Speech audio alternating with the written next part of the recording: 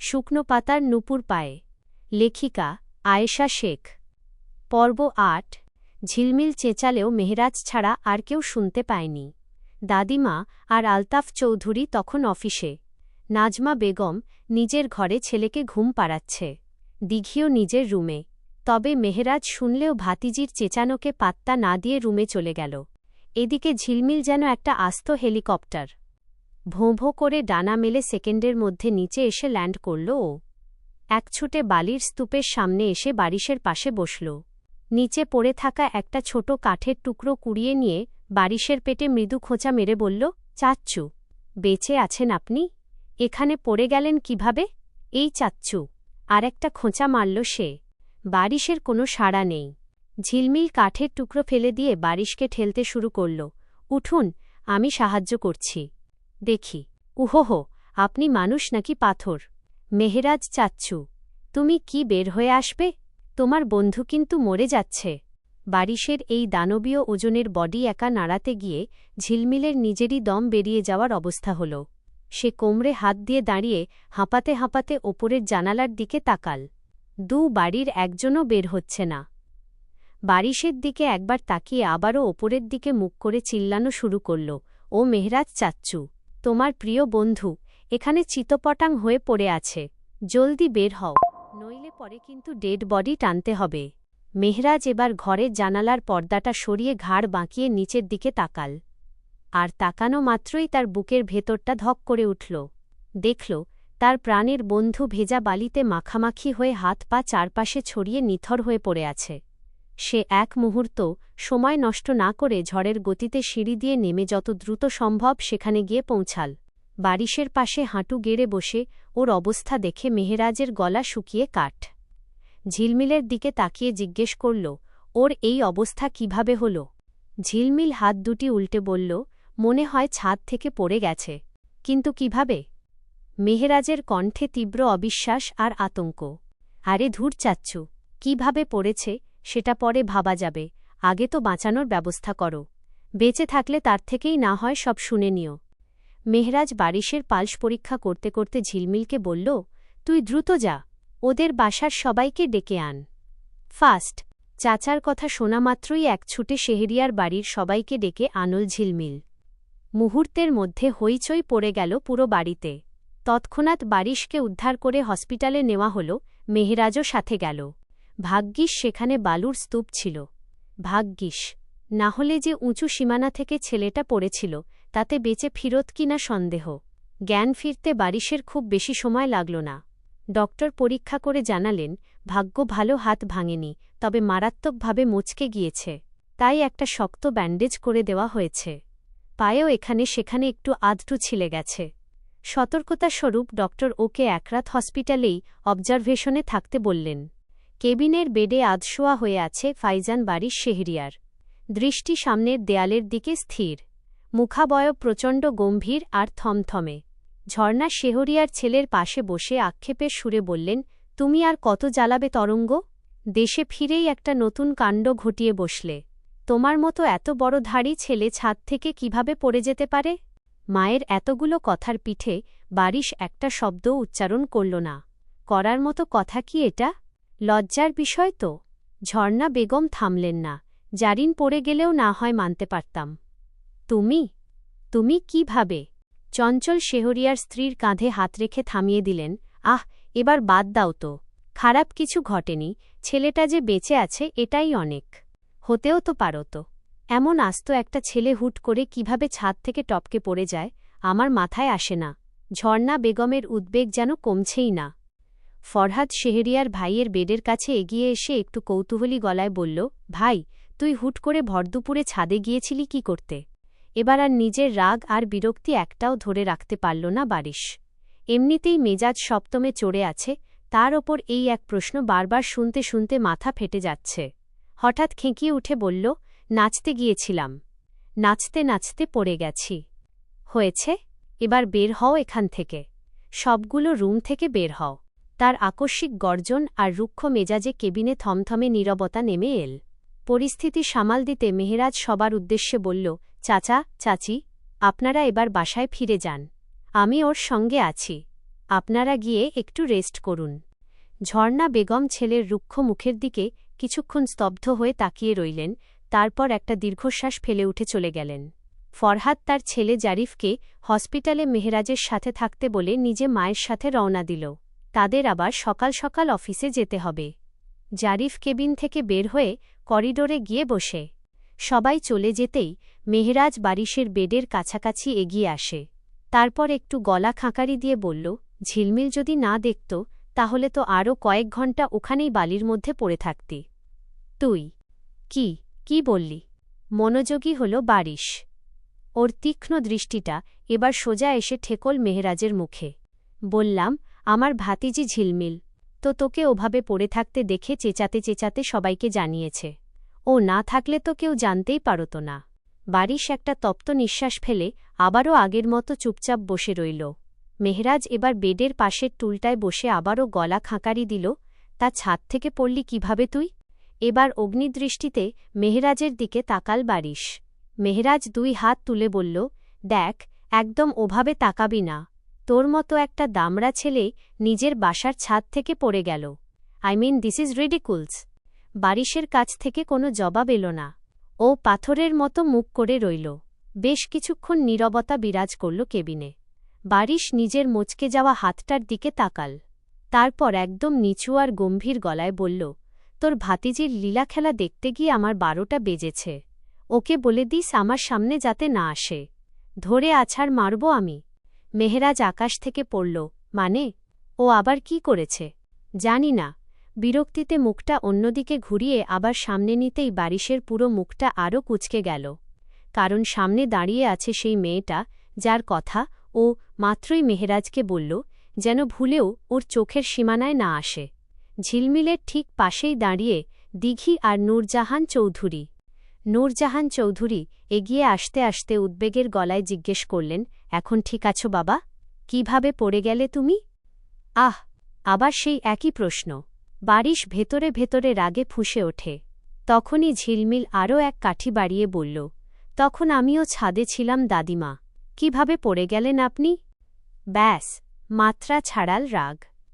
বারিশ নিজের অক্ষত বাম হাতটা শক্ত করে মুঠো করল। ও নূরজাহান চৌধুরীর দিকে তাকিয়ে একদম মেপে মেপে বলল, রাজকে সব বলেছি, ওর থেকে শুনে নিও। আমার এখন ভীষণ ঘুম পাচ্ছে। মেহরাজ হাঁ করে মুখ খুলে বলতে চাইল যে বারিশ ওকেও কিচ্ছু বলেনি, কিন্তু তার আগেই বারিশ মেহরাজের উরুতে হাত রেখে শক্ত একটা চিমটি কেটে আড়ালে চোখ রাঙাল। যন্ত্রণায় মুখ বিকৃত করে চুপ মেরে গেল মেহরাজ। দিঘি মায়ের হাত ধরে বলল, বলেছিলাম না মা, তেমন কিছু হয়নি, ঠিক হয়ে যাবে। চলো এখন ওকে রেস্ট করতে দিই। আমি তো ভেবেছিলাম মরেই বোধহয় যাবে। আহারে, কেমন করে যে পড়ে গেল। ঝিলমিল আরও 2 কদম বেডের সামনে এগিয়ে এসে কৌতূহলী গলায় বলল, শুধু কি হাতি মোচকেছে চাচ্চু? আর কোথাও কিছু হয়নি? বারিশ এবার অবাক হবে নাকি রাগ প্রকাশ করবে বুঝতে পারছে না। সে মেহরাজের দিকে জ্বলন্ত দৃষ্টিতে তাকিয়ে ইশারা করল, যেন এদের সবাইকে এক্ষুনি রুম থেকে বের করে। মেহরাজ পরিস্থিতি বেগতিক দেখে দ্রুত সবাইকে বুঝিয়ে সুঝিয়ে কেবিনের বাইরে নিয়ে যেতে লাগল। সবাই একে একে বের হয়ে যাচ্ছে, ঝিলমিল একদম সবার পেছনে। ও যখন দরজার কাছাকাছি পৌঁছাল তখন বারিশ হঠাৎ গম্ভীর আর ভারী গলায় ডাকল, এই মেয়ে তুমি শোনো। ঘুরে দাঁড়াল সপ্তদর্শী। মুখে কোনো ভয়ের বালাই নেই। ও উল্টো চোখ বড় বড় করে বলল, জি বলুন, কোনো হেল্প লাগবে চাচ্ছু? হ্যাঁ, একটু এদিকে আসো। ঝিলমিল সরলমনে বেডের কাছাকাছি এগিয়ে আসে। মেয়েটা কাছে আসতেই পলক ফেলার আগেই যুবক নিজের বাম হাত দিয়ে কিশোরীর ডান হাতের কবজিটা শক্ত করে চেপে ধরে হ্যাঁচকা টানে টেনে আনল নিজের দিকে। অতর্কিত আক্রমণে শরীরের ভারসাম্য রাখতে না পেরে ঝিলমিল তড়িৎ গতিতে নিজের বাম হাত দিয়ে বেডের সাদা চাদরটা খামচে ধরে। মুখটা বারিশের একদম কাছাকাছি চলে এসেছে। বারিশ ঝিলমিলের চোখে চোখ রেখে নিচু কিন্তু বরফশীতল গলায় বলল, নেক্সট টাইম তোমাকে যদি আবার ছাদে এসে ওভাবে লাফাতে দেখেছি, তবে হাত পা মোচকে এবার আমি হসপিটালে না, তোমাকে সোজা হসপিটালে পাঠাব। হিংস্র চেহারার বারিশকে এত কাছ থেকে দেখে ভয়ে ঝিলমিলের হার্টবিট এক লাফে দ্বিগুণ হয়ে গেল। তোতলাতে তোতলাতে বলল, আমি তো ছাদে লাফাই না। তুমি আর কোনোদিন ছাদেই যাবে না? আজব তো, ছাদ থেকে পড়ে আহত হয়েছেন আপনি, আর ছাদে উঠতে মানা করছেন আমাকে? হ্যাঁ, মানা করছি। বারিশ ওর কবজির ওপর নিজের গ্রিপটা আরেকটু শক্ত করে বলে, আর একদিনও যদি তোমাকে ওই ছাদে দেখি তবে তোমার পা দুটো ভেঙে হাতে ধরিয়ে দেব। ঝিলমিল সোজা হয়ে দাঁড়াল। নিজের কবজি থেকে বারিশের হাত ছাড়ানোর চেষ্টা করতে করতে বলল, হাত ছাড়ুন আগে। আমি ছাদে যাব কি যাব না সেটা আমার ইচ্ছে। আপনার ভয়ে আমি ছাদে যাওয়া বন্ধ করব কেন? ছাড়ুন বলছি। যাবে না। আমি বারণ করেছি তাই যাবে না। আর যদি এরপরও কোনোদিন পা বাড়াও, গেলে কি করবেন শুনি? যাবে না ব্যাস। বারিশ আর কোনো যুক্তিতে গেল না, গলার স্বর আরও গম্ভীর করল। আমি কিন্তু সবাইকে সব বলে দেব। কি বলবে? বলবো আপনি এখানে বসে বসে শিশু নির্যাতন করছেন। হোয়াট? বারিশের চোখজোড়া বিস্ময়ে কপালে উঠল। একটা সাধারণ মেয়ের ছাদে ওঠা নিয়ে আপনি যেভাবে তাকে জোর খাটাচ্ছেন, এটা কি কোনো আইনের মধ্যে পড়ে? এটা স্পষ্ট নির্যাতন। বারিশ আর কোনো কথা বলল না। ও চুপচাপ শুধু মেয়েটার ছটফটানি দেখতে লাগল। নিজের হাতটা মুক্ত করার জন্য সে কী পরিমাণ শক্তি অপচয় করছে, অথচ বারিশ নিজে থেকে মুঠো আলগা না করলে এই মেয়ের পক্ষে হাত ছাড়িয়ে নেওয়ার কোনো ক্ষমতাই নেই। বারিশ খুঁটিয়ে খুঁটিয়ে দেখতে লাগল ঝিলমিলকে। মেয়েটা একটা লাইট পিঙ্ক রঙের শার্টের সাথে কালো স্কার্ট পরে এসেছে। শার্টের ওপরের দুটো বোতাম খোলা, গলায় একটা পাতলা ওড়না জড়ানো। দুপাশে দুটো বেনি করে চুলগুলো বুকের ওপর ঝুলিয়ে রেখেছে, আর কপালের দুপাশে কিছু ছোট ছোট চুল। বারিশ কি অযথাই মেয়েটার ওপর নিজের রাগ ঝাড়ছে? ওর ছাদ থেকে পড়ে যাওয়ার পেছনে এই মেয়েটার কি দোষ? ছাড়ুন এবার চাচ্চু, হাত ছাড়ুন আমার, ব্যথা লাগছে। বারিশ আচমকাই মুঠো আলগা করে ছেড়ে দিল ঝিলমিলের হাত। ঝিলমিল ছিটকে একটু পিছিয়ে গেল। লাল হয়ে যাওয়া কবজিটা অন্য হাত দিয়ে ডলতে ডলতে বারিশ চাচ্চুর চোখের দিকে তাকিয়ে বলল, আপনাকে বাঁচানোই আমার ভুল হয়েছে। ওখানেই পড়ে থাকতেন, সেটাই ভালো হতো। আর তার চেয়েও ভালো হতো যদি আপনার ওই ওপর থেকে নিচে পড়ার দৃশ্যটা আমি ফোনে ভিডিও করে রাখতাম। মন খারাপ থাকলে ওটা দেখতাম আর প্রাণ খুলে হাসতাম। বারিশের চোখমুখ রাগে কুঁচকে গেল। কি বললে তুমি? ঝিলমিল দরজার দিকে আরও কয়েক পা পিছিয়ে গিয়ে মুচকি হেসে বলল, একদম ঠিক বলেছি। আপনার ওভাবে পড়ে যাওয়ার কথা ভাবলেই তো আমার হাসি পায়। আপনি জানেন, আপনাকে হসপিটালে নিয়ে আসার পর আমি পুরো 40 মিনিট হেসেছি। বলেই ঝিলমিল এক সেকেন্ডও দাঁড়াল না। বারিশের নাগালের বাইরে যেতে এক দৌড়ে কেবিন থেকে বেরিয়ে গেল। পিছন থেকে বারিশ বিছানায় উঠে বসার চেষ্টা করতে করতে চিল্লিয়ে উঠল, এই মেয়ে, কি বললে তুমি? দাঁড়াও বলছি, দাঁড়াও। কেবিন থেকে বের হয়ে করিডোর ধরে হনহনিয়ে হাঁটার সময় আচমকাই জারিফের গায়ের ওপর গিয়ে পড়ল ঝিলমিল। ধাক্কা সামলে নিয়ে জারিফ অবাক হয়ে বলল, কখন এসেছিস? এই তো একটু আগে। ঝিলমিল নিজের ওড়নাটা টেনেটুনে সোজা করল। জারিফ এদিক ওদিক তাকিয়ে করিডোরের শেষ মাথায় হসপিটালের ওয়াশরুমের নির্জন দিকটা ইশারা করল, চল একটু ওদিকে যাই। ঝিলমিল ভ্রু কুঁচকে বলল, ওদিকে কেন যাব? তোকে একটা চুমু দিতে ইচ্ছে করছে। জারিফ বেশ আবদারের সুরে বলল, আবার শুরু করলে? ঝিলমিল চোখ রাঙাল, আমার দেওয়া শর্তটা কি ভুলে গেছ? বিয়ের আগে আমার হাত ছোঁয়া তো দূরের কথা, কাছাকাছিও আসতে পারবে না তুমি। রাখ তোর ওই ফালতু শর্ত। চল তো ওদিকে। জারিফ আর কথা না বাড়িয়ে ঝিলমিলের হাত চেপে ধরল। ঝিলমিল সঙ্গে সঙ্গে এক ঝটকায় নিজের হাতটা ছাড়িয়ে নিয়ে শক্ত গলায় বলল, দাদিমা আর চাচ্চু কিন্তু এই হসপিটালেই আছেন। একদম বেশি বাড়াবাড়ি করলে চিৎকার করে সবাইকে জড়ো করব বলে দিলাম। জারিফ বেশ বিরক্ত হয়ে হাত দুটো বাতাসে ছুঁড়ে বলল, Jhilmil, you are my girlfriend, for God sake. তাতে কি হয়েছে? আমাদের বিয়ে হয়েছে? হয়নি তো কি হয়েছে? একদিন তো হবেই। চলো না প্লিজ, কেউ দেখবে না। মিনতি করল জারিফ। যেদিন বিয়ে হবে সেদিন এসব হবে। এর আগে যদি আবারও এই লাইনে কথা বলো, আমি সোজা ব্রেকআপ করে দেব। ঝিলমিল আর দাঁড়াল না, পা বাড়াল উল্টো পথে। তবে কিছুটা পথ যাওয়ার পর কি ভেবে যেন সে পেছন ফিরে তাকায়। দেখে জারিফ মূর্তির মতো মনমরা হয়ে এক কোণায় দাঁড়িয়ে আছে। ছেলেটার এই করুণ মুখটা দেখে ঝিলমিলের মনটা একটু গলল। সে আবার জারিফের কাছে ফিরে এসে নরম গলায় জিজ্ঞেস করল, রাগ করলে? জারিফ মুখ ফিরিয়ে নিয়ে অভিমানের সুরে বলল, তুই আমার রাগের দাম দিয়েছিস কখনো? আসলে তুই আমাকে ভালোই বাসিস না। ভালোবাসি তো, কিন্তু তার মানে এই না যে হসপিটালের কর্নারে দাঁড়িয়ে এসব নোংরামি করতে হবে। তুই এই জেনারেশনের মেয়ে হয়েও এমন ব্যাকডেটেড চিন্তাভাবনা করছিস? I mean seriously? Do you even live in the 21st century? I do live in the 21st century babe. তবে মডার্ন হতে গিয়ে সস্তা হতে পারব না। এবার মুখটা প্যাঁচার মতো না করে রেখে তোমার চাচার সেবা করো গিয়ে। শেহরিয়ার বাড়ির ডাইনিং টেবিলে রাতের খাবারে আজ সবাই একসঙ্গে বসেছে। বারিশের চোট এখন অনেকটাই সেরে উঠেছে, ব্যান্ডেজও খোলা। হাতটা স্বাভাবিকভাবে নাড়াচাড়া করতে পারছে, তবে হুটহাট কোনো ভারী কাজ করতে গেলে ভেতরে একটা মৃদু টনটনে ব্যথা চাড়া দিয়ে ওঠে। এছাড়া ও এখন একদম ফিট। খাওয়া দাওয়ার মাঝপথেই হুট করে জারিফ ঝর্ণা শেহরিয়ারের দিকে তাকিয়ে বেশ আদুরে গলায় বলল, দাদিমা, আমাকে একটা নতুন বাইক কিনে দাও না, একদম চাচ্চুট্টার মতো। ঝর্ণা শেহরিয়ার প্লেট থেকে মুখ তুলে জিজ্ঞেস করলেন, কেন, তোর বর্তমান গাড়িটার আবার কি হল? ওটা তো পুরনো মডেল হয়ে গেছে দাদি। তুমি চাচ্চুর নতুন বাইকটা দেখেছ? দেখতে কি মারাত্মক সুন্দর। নাতির এমন আবদারে দাদিমা মৃদু হেসে বললেন, আচ্ছা ঠিক আছে, তোর বাবাকে সঙ্গে নিয়ে গিয়ে পছন্দমতো একটা কিনে আনিস। কিন্তু দাদিমা, এই বাইকটার দাম কিন্তু অনেক বেশি। কত আর হবে? তোর বাবাকে আমি নিজে বলে দেব, তুই চিন্তা করিস না। তবে শর্ত একটাই, লেখাপড়াটা ঠিকঠাক করতে হবে। জারিফ এবার একটু ইতস্তত করে বলল, তুমি যেমনটা ভাবছ এটার দাম তার চেয়েও অনেক অনেক বেশি। কত শুনি? ঝর্ণা শেহরিয়ার কৌতূহলী হলেন। জারিফ আর চোখে বারিশের দিকে একবার তাকিয়ে নিয়ে বেশ বুক ফুলিয়ে বলল, প্রায় 50 লাখ টাকার ওপরে। কথাটা শোনামাত্রই ঝর্ণা দাদিমা গলার খাবার আটকে মারাত্মক একটা বিষম খেলেন।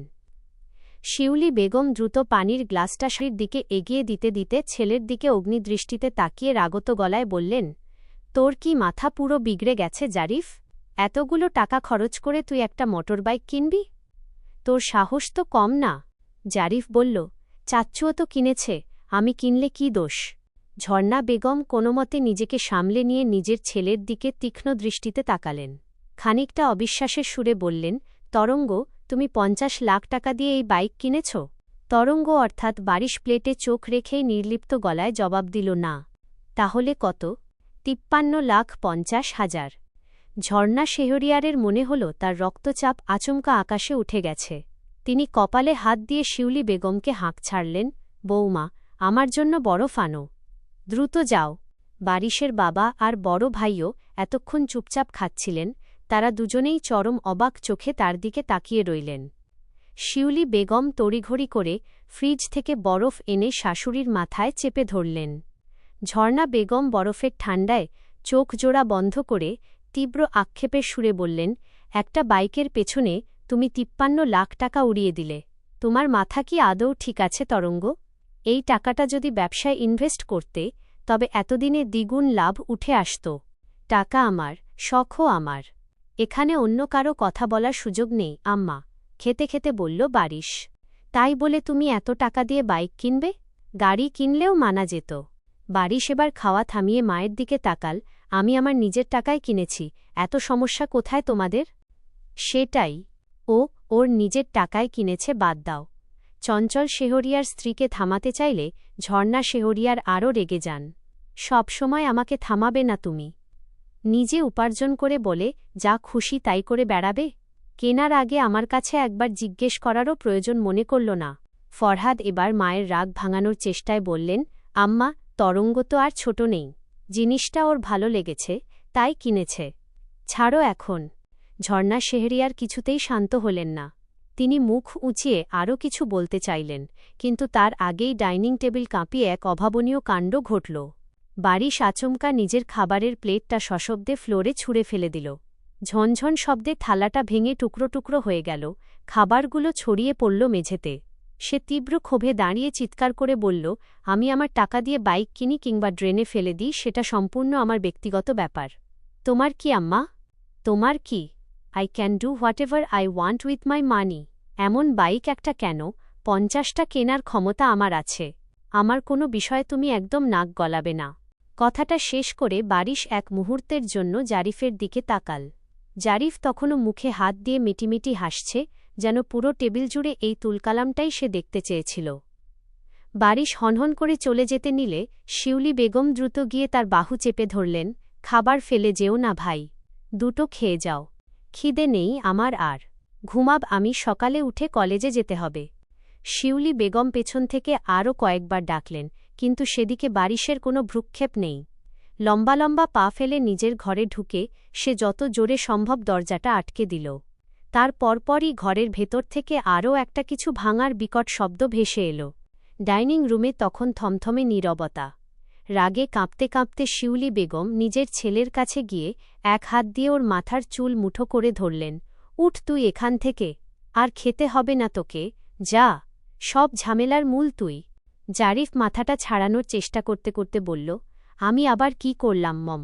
ফরহাদ সাহেবও ছেলের ওপর চটে গিয়ে ধমকে উঠলেন, থাপড়ে তোকে আমি সোজা করে দেব, বেয়াদব। চাচা নিজের উপার্জনের টাকায় এত টাকা দিয়ে বাইক কিনেছে, সেটা দেখে আবার দাদির কাছে এসে লাগানো হচ্ছে। বাইক তোর পেছন দিয়ে ভরে দেব আমি? তো পেছন দিয়েই দাও, বাইক পেলেই হলো। এমনিতেও চালানোর সময় বাইক পেছনেই থাকে। ছেলের এমন চরম বেয়াদবি দেখে ফরহাদ সাহেব রাগে আসন ছেড়ে দাঁড়িয়ে পড়লেন। বেগতিক দেখে জারিফ আর এক সেকেন্ডও সেখানে দাঁড়াল না, দ্রুত ডাইনিং রুম থেকে কেটে পড়ল। নাহলে আজও তার গাল বাবার হাতের চড় খেয়ে লাল হবে। ঝর্ণা শেহরিয়ার তখনও স্তব্ধ হয়ে ছেলের ভেঙে ফেলা প্লেট আর ছড়িয়ে থাকা খাবারগুলোর দিকে তাকিয়ে আছেন। চঞ্চল শেহরিয়ার দীর্ঘশ্বাস ফেলে স্ত্রীর দিকে তাকালেন, বাসায় একটু অশান্তি না করলে তোমার পেটের ভাত হজম হয় না। সামান্য কিছু টাকার জন্য ছেলেকে এতগুলো কথা শোনাতে হবে? খাও এখন একা একা। চঞ্চল সাহেবও খাওয়া অর্ধেক রেখেই টেবিল ছেড়ে উঠে চলে গেলেন। বারিশ এখন নিজের রুমের জানলায় এসে দাঁড়িয়ে আছে। ঘরের লাইটটা নেভানো, শুধু বাইরের চাঁদের আলো এসে পড়েছে ওর ওপর। রাতের হালকা ঠান্ডায় বাতাসেও রবিন্যস্ত চুলগুলো আলতো করে উড়ছে ওর এই ঘরের জানালা থেকে। ঘরের লাইটটা নেভানো, শুধু বাইরের চাঁদের আলো পরিষ্কার করে আঙুলের ডগা দিয়ে তারে একটা মৃদু টোকা দিতেই নিশুত রাতে টুংটাং করে অদ্ভুত বিষাদময় শব্দ প্রতিধ্বনিত হয়। বারিশের মাথার ভেতরটা কেমন যেন ওলটপালট করে উঠল। ওই সুরটা যেন ওর মগজের কোনো এক সুপ্ত যন্ত্রণাকে আচমকা জাগিয়ে তুলল। যুবকের ভেতরের শান্ত রূপটা উধাও হয়ে গেল। তীব্র এক উন্মাদনায় সে গিটারটা শক্ত করে আঁকড়ে ধরে ফ্লোরের সাথে কয়েকটা বাড়ি মারল। ভাঙা গিটারটা এবার একদম চূর্ণ বিচূর্ণ হয়ে গেল। বুক ভরে কয়েকটা তপ্ত শ্বাস ফেলে বারিশ ভাঙা টুকরোগুলোকে কুড়িয়ে আবার আলমারির ভেতর একরকম ঠেসে রেখে দিল।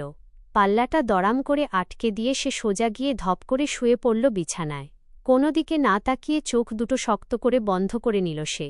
ঘুমিয়ে পড়া ছাড়া এই তীব্র অস্থিরতা থেকে বাঁচার আর কোনো উপায় নেই ওর কাছে। ইরানের কথা মতো সকাল সকাল ঘুম থেকে উঠল ঝিলমিল। চটপট তৈরি হয়েই সে সোজা চলে গেল দিঘির রুমে। ফুপিকে আলতো করে ধাক্কা দিয়ে ডাকতে ডাকতে বলল, ফুপি, ওঠো তাড়াতাড়ি, আমার সঙ্গে কলেজে যেতে হবে তোমায়। দিঘি কম্বলটা আরও ভালো করে গায়ে টেনে নিয়ে চোখ না খুলেই বলল, আমি পারব না। রাতে অনেক দেরিতে বাসায় ফিরেছি, এখন ঘুমোতে দে। প্লিজ চলো ফুপি, প্লিজ। তোর বাবাকে বল না গিয়ে। আব্বু তো অনেক আগেই অফিসে চলে গেছে। বলে গেছে কলেজে পৌঁছে কল করতে, তারপর সে নিজে ওখানে আসবে। দিঘি পাশ ফিরে শুয়ে বলল, তাহলে ছোট ভাইয়াকে বলো। উহু, ও তো এখনও নাক ডেকে ঘুমাচ্ছে। আমিও তো ঘুমাচ্ছি ঝিল, কেন সকাল সকাল বিরক্ত করছিস? তাহলে আমি কি এখন তাহসিন আঙ্কেলের সাথে একা যাব? নামটা শোনা মাত্রই দিঘি ধড়ফড় করে বিছানায় উঠে বসল। জড়ানো গলায় অবাক হয়ে জিজ্ঞেস করল, কার সঙ্গে যাবি? আব্বু তাহসিন আঙ্কেলের সঙ্গে আমাকে যেতে বলেছে। ফুপি, তুমিও সাথে চলো না প্লিজ। দিঘি কিছুক্ষণ স্তব্ধ হয়ে ঝিলমিলের দিকে তাকিয়ে রইল। তারপর একটা দীর্ঘশ্বাস ফেলে বলল, আচ্ছা চলো, আমি রেডি হয়ে আসছি। দিঘি দ্রুত তৈরি হয়ে ঝিলমিলকে নিয়ে নিচে নেমে এল। বাইরে গাড়ির পাশে হেলান দিয়ে দাঁড়িয়েছিল তাহসিন। ওদের আসতে দেখেই সে সোজা গিয়ে ড্রাইভিং সিটে বসল। ঝিলমিল পেছনের সিটে গিয়ে বসার সাথে সাথেই দিঘি গিয়ে বসল সামনে, ঠিক তাহসিনের পাশের সিটটায়। গাড়ি স্টার্ট দিল তাহসিন। দিঘি আর চোখে একবার তাহসিনের গম্ভীর মুখের দিকে তাকিয়ে মৃদু স্বরে জিজ্ঞেস করল, খেয়েছ তুমি? না, তাহসিনের সংক্ষিপ্ত উত্তর। পেছন থেকে ঝিলমিল বেশ উৎসাহ নিয়ে বলল, ফুপি, কলেজের প্রথম দিন তুমি কার সঙ্গে গিয়েছিলে? দিঘি পেছনের দিকে তাকিয়ে হাসল, বাবার সাথে। ঝিলমিল এবার সামনে ঝুঁকে বলল, তাহসিন আঙ্কেল, তুমি কার সাথে গিয়েছিলে? একা। স্টিয়ারিংয়ে চোখ রেখেই শান্ত গলায় বলল তাহসিন। বাহ, আর আমি ফুপির সাথে যাচ্ছি। ঝিলমিল বেশ গর্বের সাথে বলল। তাহসিন লুকিং গ্লাসে ঝিলমিলের দিকে তাকিয়ে জিজ্ঞেস করল, অনুফুর কেমন তোমার? খুব ভালো আঙ্কেল। গাড়ি যখন কলেজের কাছাকাছি পৌঁছাল, ঝিলমিল তখন মোবাইল বের করে আলতাফ চৌধুরীকে কল দিল এবং জানিয়ে দিল যে তারা পৌঁছে যাচ্ছে। মেয়ের কথা মতো আলতাফ সাহেবও অফিস থেকে বের হয়ে কলেজের সামনে চলে এলেন। কলেজের গেটে গাড়ি থামতেই নিজের বাবাকে দেখতে পেয়ে চট করে গাড়ি থেকে নেমে দৌড়ে চলে গেল ঝিলমিল। তাহসিনও গাড়ি লক করে নামার জন্য উদ্যত হতেই দিঘি শক্ত করে ওর হাত চেপে ধরে থামিয়ে দিল। নামবে না তুমি? দিঘির গলার স্বর এবার বেশ গম্ভীর। তাহসিন হাতটা ছাড়ানোর চেষ্টা না করেই প্রশ্ন করল, কেন? আবার বলছো কেন? তুমি ইদানিং আমাকে এত এড়িয়ে চলো কেন তাহসিন? আপনি সেটা ভালো করেই জানেন ম্যাম। না, আমি জানি না, এমনি এড়িয়ে চলি। কোনো কারণ নেই। না, তুমি বলবে কেন এড়িয়ে চলো? তাহসিন এবার দিঘির চোখের দিকে তাকিয়ে ঠান্ডা গলায় বলল, আমি চাই না আপনার কোনো আচরণের জন্য আমার চাকরিটা চলে যাক। আমার জন্য তোমার চাকরি কেন যাবে? বললাম তো, আপনি সব জানেন। তার মানে তুমি আমার অনুভূতি বোঝো না? তাহসিন মুখ ফিরিয়ে নিল। বোঝো তুমি তাহসিন, খুব ভালো করেই বোঝো, আর বুঝেই আমার সঙ্গে এমন করছো। দিঘি আচমকা তাহসিনকে জড়িয়ে ধরে ধরা গলায় বলল, তাহসিন, আই লাভ ইউ। তুমি কেন আমার সাথে এমন করছো? তাহসিন শক্ত হাতে দিঘিকে নিজের থেকে সরিয়ে দিল। কিছুটা রুক্ষ আর পেশাদার গলায় বলল, ম্যাম, আপনি অযথা পাগলামি করছেন। নিজের জায়গাটা একবার দেখুন, আর আমারটাও দেখুন। আমাদের মাঝে কোনো তুলনা হয় না। চুপ করো তুমি। দিঘি চিৎকার করে উঠল। আপনি চুপ করুন। তাহসিনের কণ্ঠস্বর এবার কঠিন শোনাল। আপনি যদি আমার সাথে এরপরও এমন আচরণ করেন, তবে আমি পুরো বিষয়টা নূরজাহান ম্যাডামকে বলতে বাধ্য হব। বাবার হাত ধরে ঝিলমিল কলেজের আঙিনায় পা রাখতেই আলতাফ চৌধুরী তাকে নিয়ে সরাসরি চলে গেলেন প্রিন্সিপালের কক্ষে। আলতাফ সাহেবকে দেখা মাত্রই প্রিন্সিপাল চেয়ার ছেড়ে দাঁড়িয়ে বেশ উষ্ণভাবে হাত মেলালেন, কারণ তাঁদের পূর্ব পরিচয়টা বেশ ভালো। পিয়নের কাছে চায়ের অর্ডার দিয়ে তাঁরা কিছুক্ষণ ঝিলমিলের ভর্তি সংক্রান্ত বিষয়ে আলোচনা করলেন। এরপর প্রিন্সিপাল নিজেই তাঁদের একাদশ শ্রেণীর ভর্তির দায়িত্বে থাকা শিক্ষকের রুমে পাঠিয়ে দিলেন। করিডোর ধরে বাবার হাত ধরে হাঁটার সময় মেয়েটার চোখে মুখে ছিল তুমুল উচ্ছ্বাস। সে উৎসুক দৃষ্টিতে চারপাশ দেখছিল আর কাউকে খুঁজছিল। এই কলেজেরই ভার্সিটি সেকশনে পড়ে জারিফ। মূলত ওর কাছাকাছি থাকার ইচ্ছা থেকেই ঝিলমিল এখানে ভর্তি হতে চেয়েছে, কিন্তু পুরো ক্যাম্পাসের কোথাও জারিফের দেখা মিলল না।